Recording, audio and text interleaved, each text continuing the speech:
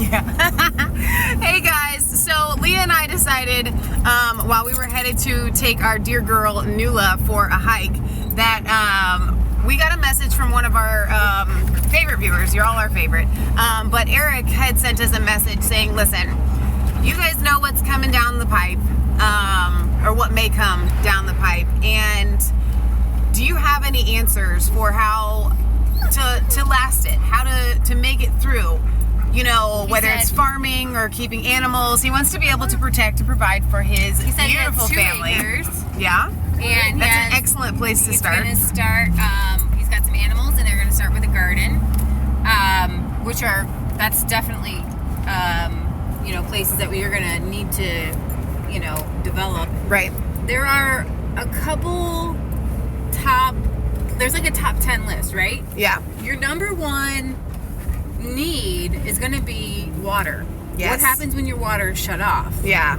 You can go a while without food, but right. You need good. And it's not just water. You have to have clean water. So everyone should have some sort of water filtration system or water catchment system. Right, for your gutters or something. Exactly. Find a way and then storage to catch and store water. Now, how would you do that?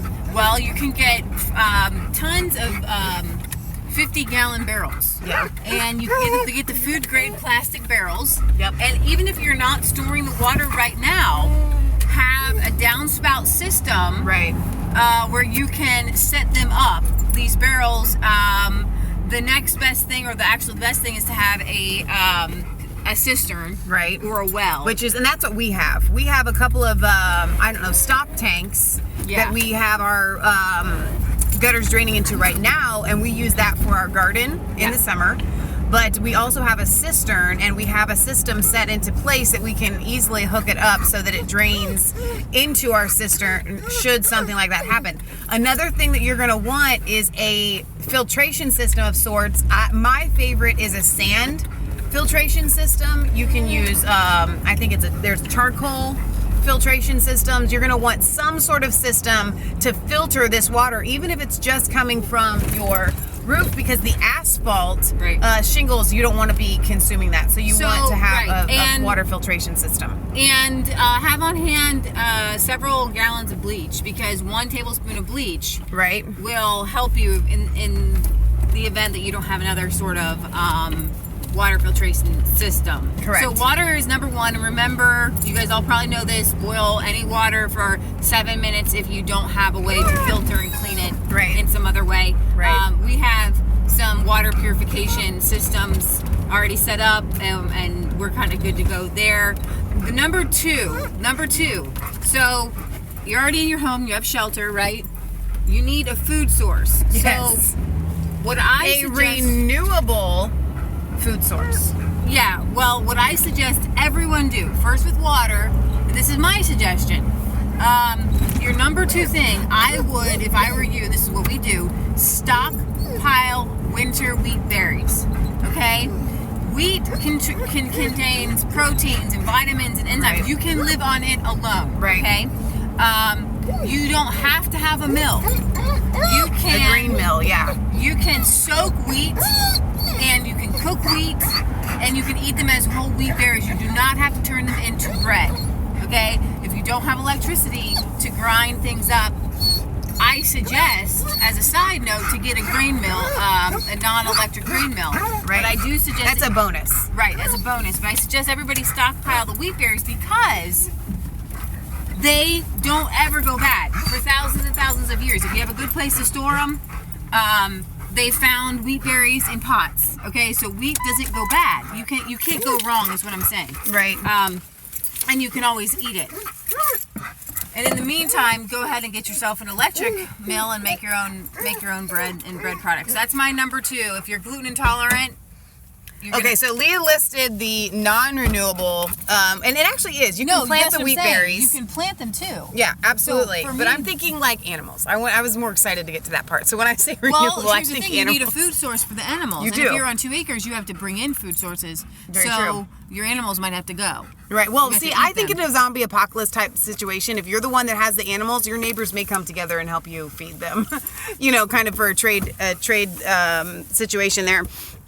So obviously our favorite thing, and whether you eat pork or not, that's irrelevant because in a zombie apocalypse situation, you're going to eat the pork. We like the homestead hog because they reproduce like rabbits. They're pigs. Yeah. So you get a lot. You can breed a pig twice a year. It's not recommended, but you absolutely can. You can breed them 3 times a year. They can go pretty fast depending on how often that you wean them. So obviously that's our favorite animal's choice, but it's not the be all and end all. Goats are a fantastic source for milk. And here, let me switch sides here. Okay. For milk and chickens and meat, you can get meat off of goats. But see, that's the thing. Pigs, you could get up depending on the type of hog you raise, you could get like 13, 14, from a litter. Whereas the goats, the best you're going to do is probably 2. Right. So then I want to make it quick for people. Okay. So the next thing I would say is I would actually tell people to get chickens before hogs. Yeah, I agree. Chickens, actually, you don't really need to feed chickens. They can free range in your grass. They can free range if you have enough land. So definitely get some chickens and go ahead and stockpile some feed. What to do during zombie apocalypse. The next things I would encourage people to do is get stockpile anything dry goods that will last a long time that you can plant. Beans. Get your hands on black beans and pinto beans and navy beans and stockpile as many of them as you can because you can eat them. Right.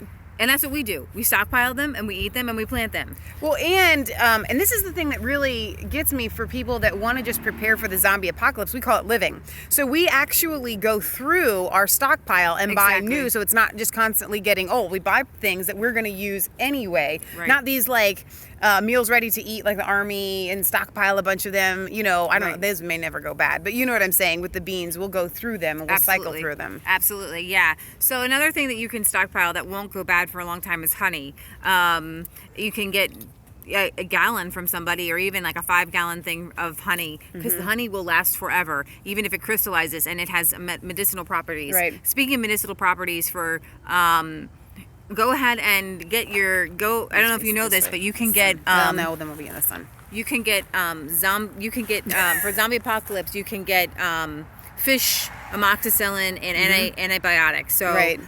They're for they're for your fish tank. But they work for humans. They work for humans, so stock up on that. Stock up on... I want to get back to the bees, though, because you said honey. Yeah. I would recommend, if you can, that's also a really great step to go ahead and start keeping bees. Learn your lessons now while you can. That, to me, that's pretty high up there. We do have bees. If you learn how to keep bees, they are definitely the most sustainable of all. Bees do everything themselves. Right. They just do. Right. So then I encourage people to just get a mass of seeds. Just keep a little vault of seeds and always plant them or replenish them. Heirloom seeds and things like that. Your tomatoes for vitamin C, your peppers, any sort of garden vegetable seeds. And I think that the gardening thing is the easiest for people to do. So we don't really need to hit that one too much because I think you guys know that. We have a suture kit, just little things like that. For you want a medical kit, you want to have a suture kit. Even if you don't know how to use it, you eventually will. If it comes to that. You want to get your hands on some essential oils that are antifungal, antibacterial, like tea tree oil, manuka oil, oregano oil. These things you can take for antibiotics internally, as well as putting on something externally. Right. Some of these oils actually are better at killing staph infections than even like a tea tree antibiotics. Oil. Yeah. My favorite is I think it's called manuka oil. It is manuka oil. And yeah, so that's one of my favorites because we've used it ourselves on the animals. Guns and ammo seem to me pretty basic, but for those of you that have no You don't know anything about guns. Everyone should have a shotgun. I think you should have a shotgun, and you should have a rifle. And because ammunition's not going to go bad either. So. And you should have a handgun. Right. I think that those three things are. And having a .22 rifle is really important for putting animals down. Like we stun our pigs with it. So you're not going to be able to really put your pig down with a shotgun. Chris Holman says a 5.56 or a 308. We'll let Chris answer that question. Let's see. What else? We say buy silver. Now, when we say buy silver, we do a lot of junk. It's called junk silver, and what it is they're the dimes, nickels, and quarters, silver dollars, or whatever. If the dollar crashes and you need to trade something for something, a little silver dollar is going to be a lot easier to trade. Dimes. Excuse me, a silver dime. I meant dime.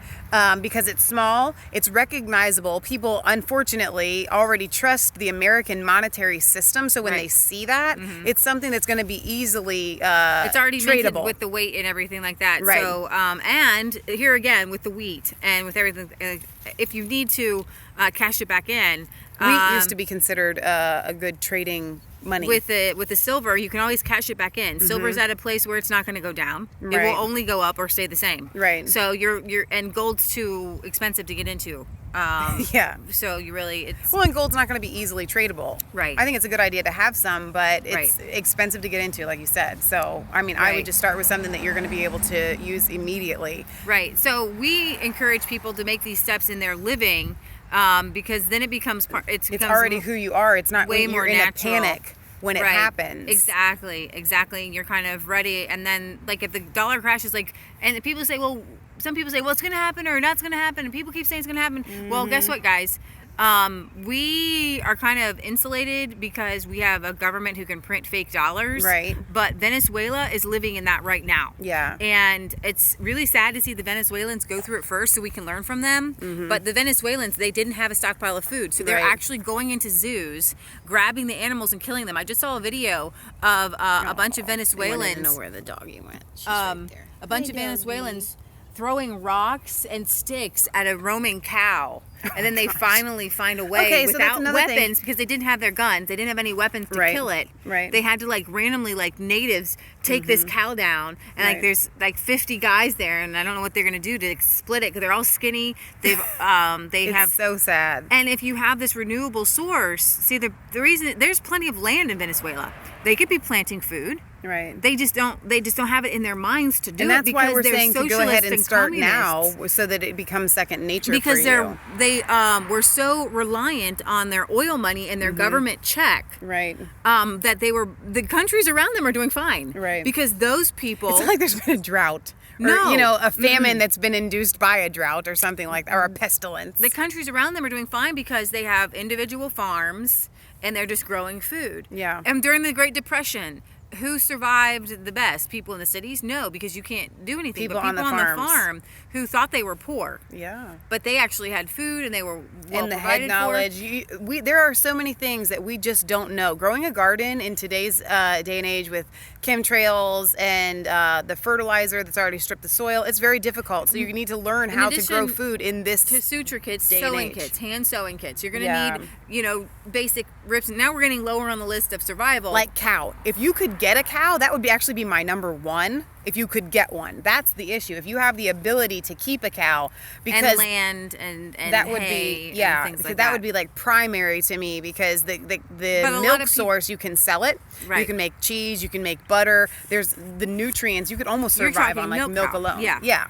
Milk cow. If you can get your hands on a milk cow and make sure that you have enough hay put up and you have a place to put it, that's number one. But most people are already doing that if they have the land for that. You want to reach the people who might be in an apartment. Yeah. Who what am I going to do when I'm in a small house? I only have a quarter of an acre. I would encourage people, if you can, and you feel led by God, go ahead and move out a little bit. Get yourself an acre. Right. Get yourself 2 acres. Chris makes a good point. He says Appalachia survived pretty good in comparison during the Depression. And they were dirt poor, but that's actually true. When all you have is dirt and nobody else has dirt, then you're actually rich. So Donna says that she's lactose intolerant. I can't speak for all lactose intolerant people, but a lot of people can go to an A2 cow and they're able to drink milk when they're lactose intolerant. Also, a lot of people can go to goat's milk because the molecule in goat's milk is closer to what our bodies can process. So that's a definite option.